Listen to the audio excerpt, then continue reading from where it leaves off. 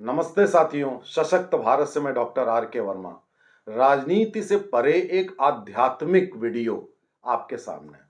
इसको गौर से सुनिएगा, आपके हित के लिए बहुत अच्छा है। एक आप लाइन सुनते होंगे, उत्तम कर्म उत्तम तो फल उत्तम। मुझे बहुत अच्छी ये लाइन लगती है, क्योंकि आजकल जब आप घर से निकलते होंगे या लोगों से मिलते होंगे, तो कोई आपसे बात करेगा पुनर्जन्म के कर्मों की, पिछले जन्म के कर्मों की। कोई आपसे बात करेगा कुंडली की, कि ग्रह दशाएं कैसी हैं, तुम्हारे साथ जो गलत हो रहा है वो ग्रह दशाओं के कारण है। तीसरा आपको लोग कह रहे होंगे भाग्य, कि भाई देखो भाग्य में होगा तो मिलेगा, वरना नहीं मिलेगा, बैठे रहो, कुछ भी करना हो करो।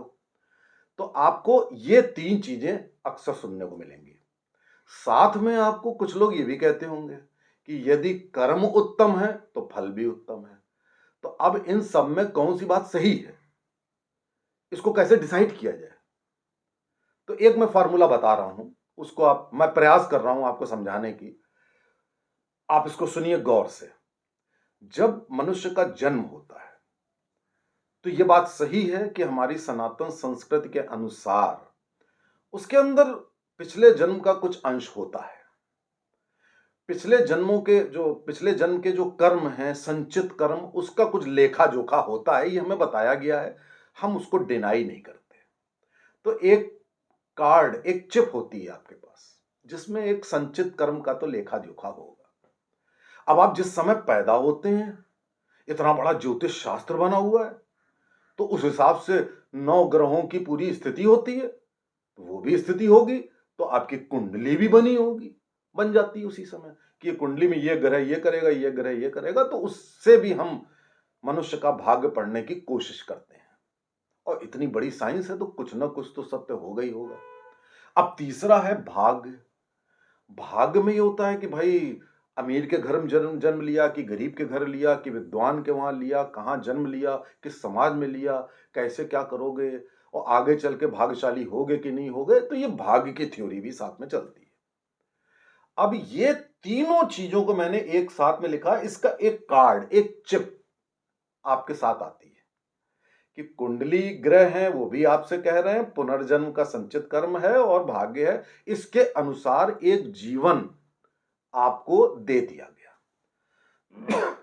अब उस जीवन को आपको चलाना है, लेकिन ईश्वर ने कहा कि ये तो दिया गया है, लेकिन इसको बदलना तुम्हारा काम है। इसको पूरी तरह से तुम बदल सकते हो, सब चीजों को तुम गलत कर सकते हो। और उसका एक ही तरीका है कि यदि तुम्हारे कर्म उत्तम होंगे तो फल उसी के हिसाब से उत्तम होगा। ये ईश्वर ने अपना वर्डिक्ट साथ में एक लाइन जोड़ दी, कि अगर तुम भाई कुछ नहीं करते हो, तो भाई इसके अनुसार जो तुम्हारा होना है हश्र, वो होगा। पड़े रहो या कुछ भी करो, तो ये होगा। अब तुम्हें बदलना है। तो अब इसके अनुसार भगवान ने आपसे कहा कि कर्म उत्तम करो। लेकिन अब एक प्रॉब्लम है, जब मैं आपसे कहूं या कोई भी कहीं कहे कि भाई कर्म अच्छे रखोगे तो तुम्हें फल अच्छा मिलेगा, तो पहला उत्तर होता है 100 में से 100 लोगों का, मेरे कर्म बहुत अच्छे। आपको दुनिया में बेहद कुकर्मी से कुकर्मी आदमी भी यही कहता सुनाई देगा, भाई साहब मैंने किसी का बुरा नहीं किया, मेरे कर्म बहुत अच्छे हैं, मैंने कुछ गलत नहीं किया यार, पता नहीं क्यों तब भी भगवान ने मेरे साथ अच्छा नहीं किया। ऐसा होता है। तो कुछ चीजें ऐसी होती हैं कि जैसे मेहनत और कर्म, इसके बारे में हर व्यक्ति सोचता है कि उससे ज्यादा मेहनती कोई नहीं, उससे ज्यादा अच्छे कर्म करने वाला कोई नहीं। इस प्रवृत्ति को त्याग दीजिए, पहले तो त्याग दीजिए, और पहले सोचिए कि यार सत्कर्म होते क्या हैं, मेहनत होती क्या है। तो मेहनत और सत्कर्म के अनुसार जो आपका भाग्य बदल देगी, ईश्वर कहते हैं सब कुछ बदल के रख देगी, तो वो है क्या? तो सबसे पहले यह सोचना बंद करिए कि आप हमेशा अच्छे कर्म करते हैं। अच्छे कर्म होते क्या ये आपको बता दें शॉर्ट में, वीडियो लंबा हो जाएगा। अच्छे कर्म होते हैं, उसमें सबसे पहला होता है सेवा भाव, कि आप किसी की सेवा कर रहे हैं कि नहीं कर रहे हैं। आप अपने बुजुर्गों की, माता पिता की, असहायों की, दीन दुखियारों की सेवा करने वाले मिलते नहीं हैं, लाखों में एक आधा होता है। बोलने को सब कह देते हैं कि कोई छोटा सा काम कर दिया, मैं बहुत सेवा कर रहा हूं, ऐसे होते नहीं है। सेवा होती है समर्पण के साथ, समर्पित हो जाइए। फिर होता है सहायता। इसमें भी लोग कहते हैं मैंने फलाने की सहायता की, मैंने फलाने की। नहीं करते हो भैया। सहायता का मतलब होता है तुमने किसी बीमार की सहायता करी, जाकर उसको कुछ पैसे दिए कि यहां बैठ करके चाय पी के चले आए। तुमने कहीं भी किसी भी असहाय आदमी की सड़क पे सहायता करी, किसी के साथ दया करी, कोई बड़ी व्याधियों में है उसकी क्या तुमने मदद कर दी, उसको उठा के लाए, क्या किया उसके साथ? तो ये कह देने से कि मैं बहुत अच्छा काम करता हूं काम नहीं चलेगा। तीसरा, जीव और प्रकृति। जीवों के प्रति क्या, आजकल तो ऐसे लोग हैं मुर्गे की टांग खाते हुए आपको उपदेश देंगे कि अरे यार जरा डॉगी का ध्यान रखना, उसका इलाज करवाना है। आप मुर्गे की टांग खा रहे हो, बकरा खा रहे हो, उसके बाद आप पता नहीं क्या क्या बेवकूफी की हरकतें कर रहे हो। आपने अगर जीवों पर दया नहीं करी, भूखे जीव को खाना नहीं दिया, तो कहां से अच्छे कर्म किए? भूखे इंसान को तो देना, मतलब कभी कभार आपने दे दिया होगा, लेकिन भूखे जीव को पहले दो भाई।